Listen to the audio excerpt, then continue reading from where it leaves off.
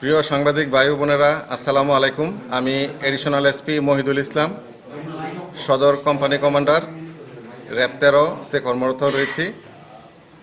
আপনারা জানেন যে বাংলাদেশ আমার অহংকার এই মূল মন্ত্রকে কেন্দ্র ধারণ করেই elite force rapid action battalion চাঞ্চল্যকর হত্যা, অপহরণ, ধর্ষণ, রাহাজানি সহ মারাত্মক সব সামাজিক অপরাধের বিরুদ্ধে নিয়মিত অভিযান পরিচালনা করে আসছে।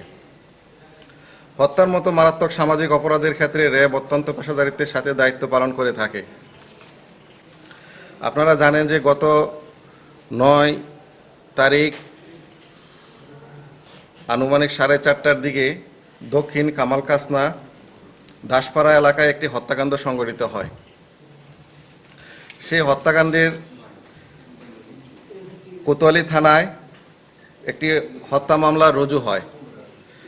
সেই হত্যা মামলা রুজু হওয়ার পর থেকে র্যাব 13 সদর কোম্পানি ছায়া তদন্ত শুরু করে এবং র্যাব 13 রংপুরের সদর কোম্পানি এর একটি চৌকস দল তথ্য প্রযুক্তি ও গোয়েন্দা তথ্য ব্যবহার করে এই মামলার সাথে প্রত্যক্ষভাবে জড়িত প্রধান যে 2 জন আসামি, ওই 2 জন আসামিকে রংপুর জেলার মিঠাপুকুর থানার ইমাদপুর ইউনিয়নের সাহাপারাস্ত আসামিদের দুঃসম্পর্কের এক আত্মীয়র বাড়ি থেকে বিকেল আনুমানিক 5:45 দিকে আমরা গ্রেপ্তার করতে সক্ষম হই।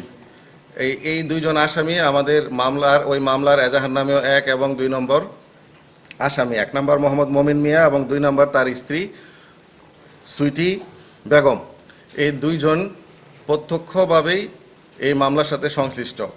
আপনারা জানেন যে এই মামলাটি মূলত আমরা প্রাথমিক তদন্তে বা প্রাথমিক জিজ্ঞাসাবাদে প্রাথমিকভাবে যে তথ্য পেয়েছি তা মূলত পূর্ব শত্রুতার জের ধরে এবং পূর্ব পরিকল্পিতভাবে এই হত্যাকাণ্ডটি সংঘটিত হয়েছে।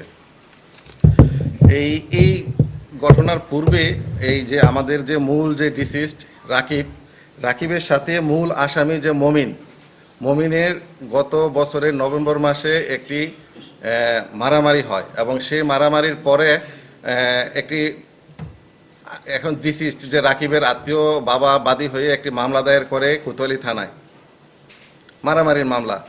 ওই ঘটনার পর থেকেই এই রাকিব এবং মমিনের মধ্যে প্রায়ই দেখা হলে মানে কথা কাটাকাটি হতো বা একজন আরেকজনকে দেখলে একটা মানে শত্রুতা ভাবাপূর্ণভাবে তারা চলতো। তার ধারাবাহিকতায় এই 8 তারিখ আমাদের যে প্রধান আসামি মমিনের স্ত্রী তার মেয়েকে স্কুল থেকে বাড়িতে নিয়ে আসার পথে রাকিবের সাথে দেখা হলে রাকিব এবং তার মধ্যে একটি কথা কাটাকাটি হয়।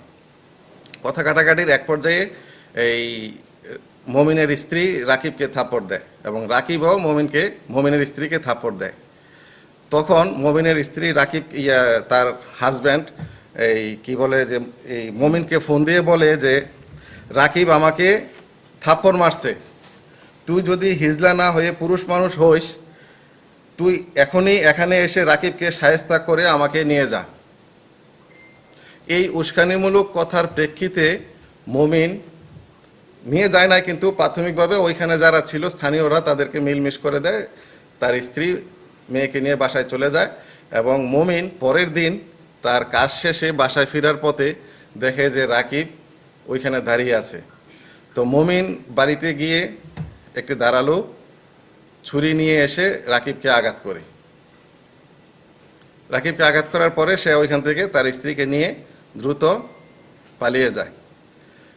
তারপরের ঘটনা আপনারা সবাই জানেন যে একটা হত্যা মামলা হয়। তার প্রেক্ষিতে আমরা মমিন এবং তার স্ত্রী সুইটিকে আমরা ধরতে সক্ষম হই।